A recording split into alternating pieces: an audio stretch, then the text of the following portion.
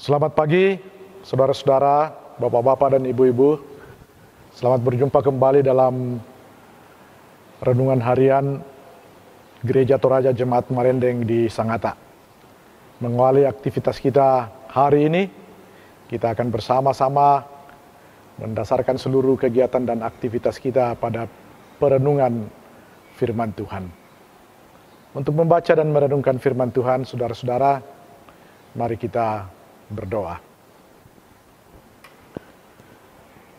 Ya Tuhan Bapa di sorga, kami bersyukur bahwa Tuhan mengasihi kami, khususnya hari ini. Tuhan memungkinkan kami untuk menikmati dan menjalani hari ini, hari karunia Tuhan. Dan oleh karena itu, kami percaya Tuhan yang akan membimbing dan memelihara kami sepanjang hari ini, dalam seluruh rangkaian kegiatan tugas tanggung jawab pelayanan kami masing-masing. Mendasarkan semua itu Tuhan, kami akan membaca dan merenungkan firman-Mu.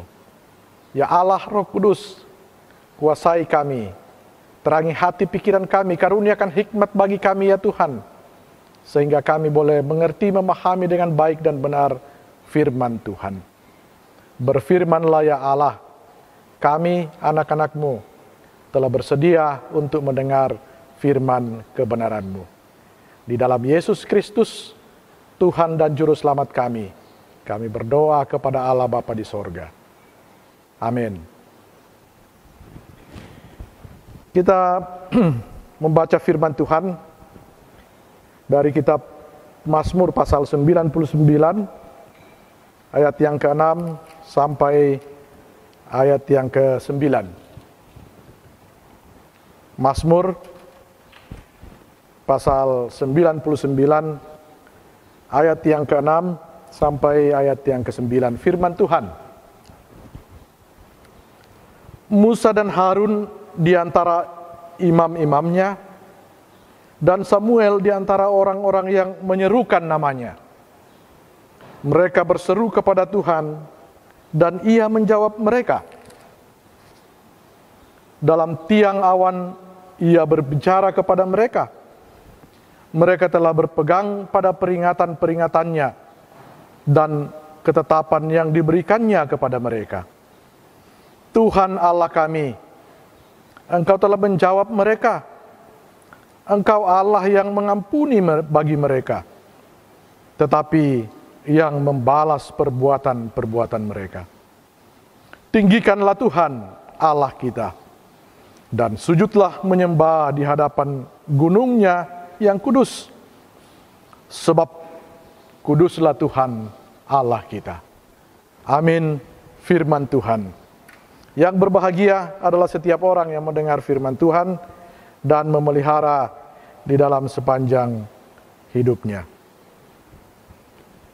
Dari pembacaan firman Tuhan ini, saudara-saudara, yang menjadi tema renungan kita hari ini, yang setia akan dikasihi Tuhan.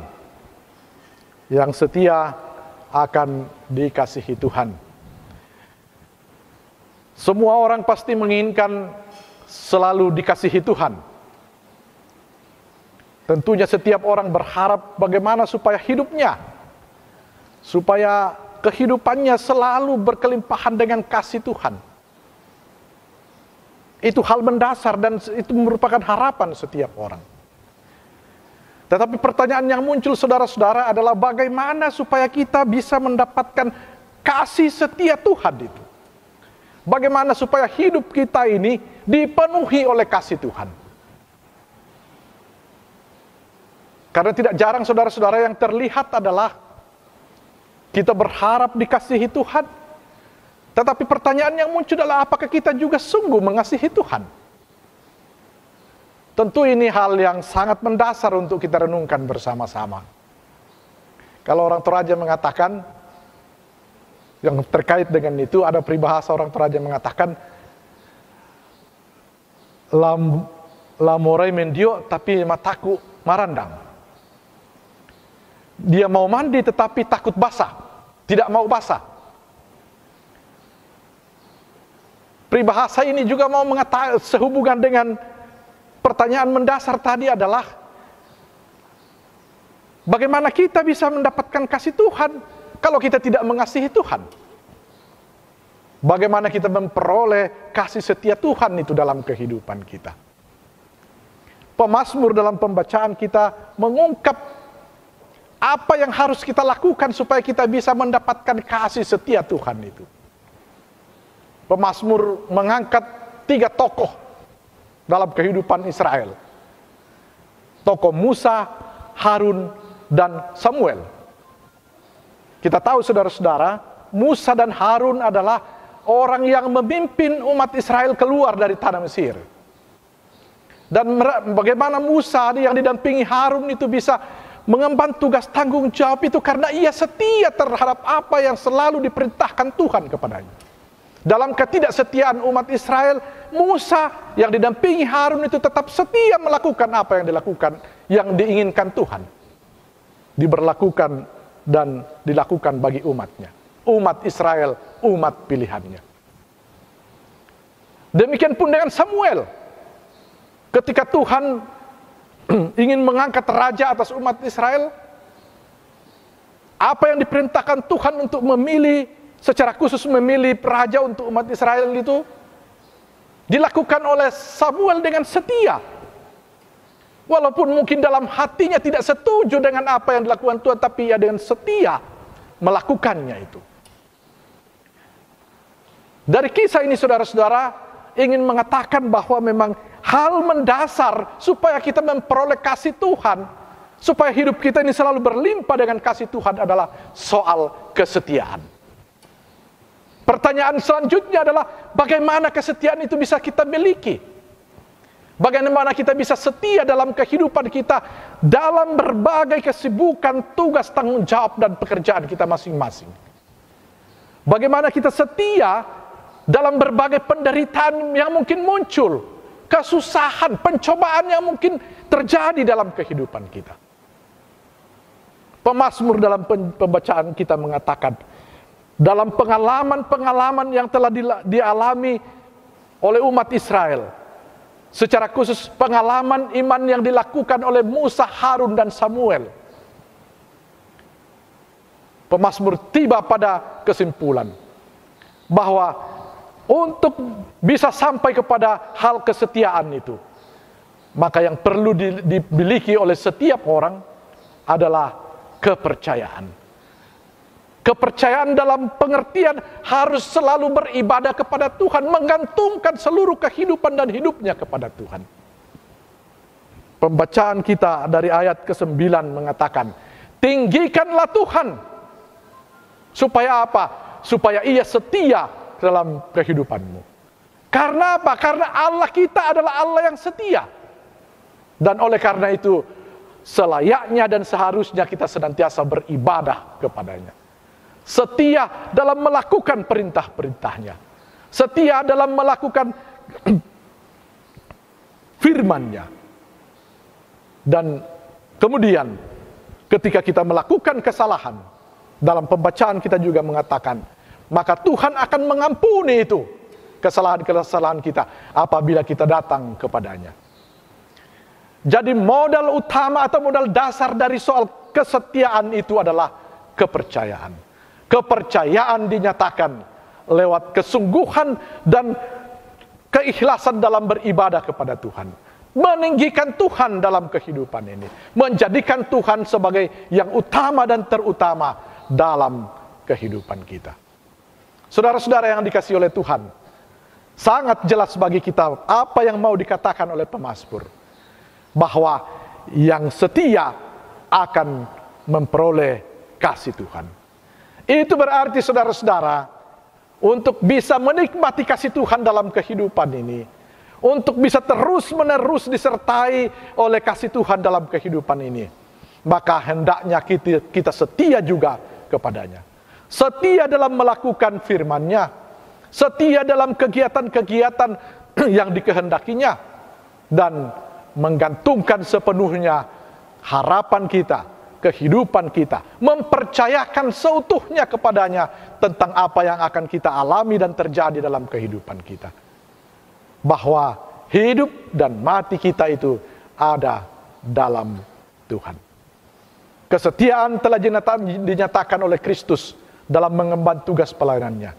Kesetiaan Kristus itu puncaknya pada kesetiaannya bahkan sampai mati di kayu salib. Dan apa yang terjadi saudara-saudara dengan kesetiaan itu, maka seluruh umat manusia, kita semua ini, dunia ini memperoleh keselamatan. Bukti bagaimana hasil dari kesetiaan itu, bagaimana buah dari kesetiaan itu. Oleh karena itu saudara-saudara yang kekasih, kalau kita ingin memperoleh kasih Tuhan, maka setialah dalam kehidupan ini. Setia kepada Tuhan, setia dalam rumah tangga kita, setia dalam pekerjaan kita, setia dalam keluarga kita masing-masing, setia kepada istri, setia kepada suami, setia mengemban tugas tanggung jawab pelayanan kita. Roh Kudus menyertai kita. Terpujilah Tuhan. Amin. Mari kita berdoa, saudara-saudara. Terima kasih ya Tuhan, bahwa kami oleh firman-Mu diajak untuk setia dalam melakukan kehendak-Mu, peringatan-peringatan-Mu, perintah-perintah-Mu. Ya Roh Kudus, kuasai kami, sehingga kami termasuk dalam bilangan dan kumpulan orang-orang yang setia kepadamu. Memulai aktivitas kegiatan kami pada hari ini, kami mohon kasih-Mu bagi kami semua ya Tuhan, untuk setia dalam mengemban tugas tanggung jawab pekerjaan dan pelayanan kami masing-masing. Untuk mendasarkan semua itu pada kesetiaan kepada Tuhan, sehingga hidup kami senantiasa berkelimpahan dengan berkat Tuhan. Kami berdoa untuk seluruh anggota jemaat Tuhan dan juga umat-Mu di seluruh dunia ini. Dalam hidup hari ini, kami pertaruhkan ke dalam tangan kasih-Mu. Berkati kami ya Tuhan, tuntun dan peliharakan kami ya Roh Kudus. Dalam masa-masa yang masih sulit seperti sekarang ini, kami serahkan kehidupan kami ke dalam tangan kasih Tuhan.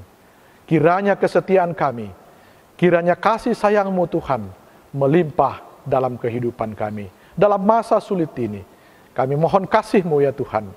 Kiranya Engkau menguatkan dan meneguhkan iman kami untuk tetap kuat dan setia. Dan kiranya Tuhan berkenan sehingga penyakit wabah corona ini boleh berlalu dari tengah-tengah kehidupan kami. Berkati seluruh rumah tangga anggota jemaat Tuhan. Berkati anak-anak kami ya Tuhan. Berkati kami, berikan kami kesehatan dan kekuatan. Kiranya dalam Roh Kudus kami senantiasa setia kepadamu. Terima kasih ya Tuhan. Mohon ampun atas dosa dan kesalahan kami. Di dalam Yesus Kristus kami berdoa.